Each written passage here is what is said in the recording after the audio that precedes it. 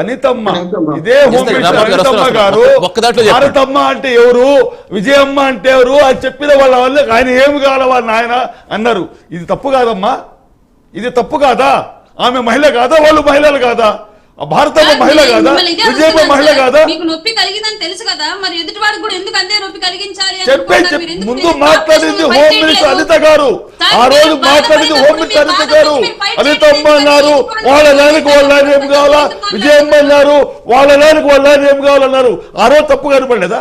ముందు లేవదీసింది అనితమ్మ గారే. అనితమ్మ గారు లేవదీసిన విషయాన్ని ఈ రోజు మళ్ళీ మాట్లాడుతున్నారు. ఈ విషయం ఇంతో దిగుతారు. ఈ రోజు రాష్ట్రంలో ఎన్నో సమస్యలు ఉన్నాయి. విద్యార్థులు ఫీజులు పెరిగిపోయి ప్రైవేటు పాఠశాలల్లో విద్యార్థుల మీద ఫీజులు మోతమోగుతున్నది. దానిపైన మాట్లాడండి, దానిపైన మాట్లాడండి.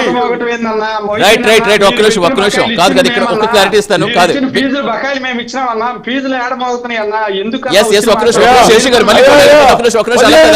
అలా కాదు, 745 కోట్ల రూపాయలు ఏదైతే టీడీపీ బాకీ పెట్టిపోయిందో వైఎస్ఆర్సీపీ చెల్లించింది 1,725. ఫీజు రియంబర్స్మెంట్ లెక్కలు చేద్దాము, ఎప్పుడుసారి డిబేట్ పెట్టండి.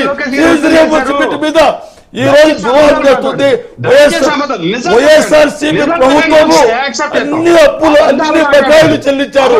ఈ రోజు కూటమి ప్రభుత్వం వచ్చిన తర్వాత దాదాపు 10,000. దాని గురించి మనం వేరే డిబేట్ పెట్టుకుందాం. ఒక్క నిమిషం కాదు, ఒక్క నిమిషం మొయినుద్దీన్ గారు దాని గురించి వేరే డిబేట్ పెట్టుకుందాం. ఇందాక మీరు మాట్లాడుతూ అరుణ్ గారికి ఏదో చెప్తుంటే నేను విన్నానప్పుడు జనరల్ గా ఆవిడ ఏం చెప్పారు, మహిళల మీద ఏ మహిళైనా ఏ పార్టీ మహిళైనా సరే ఖండించాలని చెప్పారు. మీరు అసలు ఖండిస్తున్నారు కాదు కదా, ఒక్కటే అర్థం కాదు. ఖండిస్తున్నారు చెప్పడం మానేసి అనిత గారు అన్నారు కాబట్టి మేమన్నా ఉంటారండి. మీకు అనిత గారు బాధ వస్తే మీరు వచ్చి ఫైట్ చేయొచ్చు కదా, బయటకు వచ్చి అప్పుడే ఫైట్ చేయొచ్చు కదా. అన్నది మాకు భయం వేస్తుందంటే ఆ రోజు అనిత గారు చెప్పారు ప్రతిపక్షంలో ఉన్నప్పుడే. జగన్మోహన్ రెడ్డి గారు అప్పుడే యాక్షన్ తీసుకోలేకపోయారా? కాదు కదా, అప్పుడే మీరు యాక్షన్ తీసుకోలేకపోయారా? ఒక్క నిమిషం అండి, ఒక్క నిమిషం మీరు మాట్లాడి తెలిపోతే ఆన్సర్ దొరకదు. అప్పుడే మీరు యాక్షన్ తీసుకుంటే ఇప్పుడు ఇది రిపీట్ అవ్వకపోయేది కదా. ఎందుకు పోకూడదు అది కదా, అది పక్కన పెట్టండి. మీరు పార్టీల పరంగా రాజకీయాల పరంగా అంటే ఓకే, మహిళలు అన్నప్పుడు అది మీ పార్టీ మహిళైనా వేరే పార్టీ మహిళైనా ఎందుకు అప్పుడే కట్టడి చేయకూడదు? అది మెయిన్ గా. ఎస్ రామ్మోహన్ గారు. సార్ రామ్మోహన్ గారు ఒక్క నిమిషం అండి.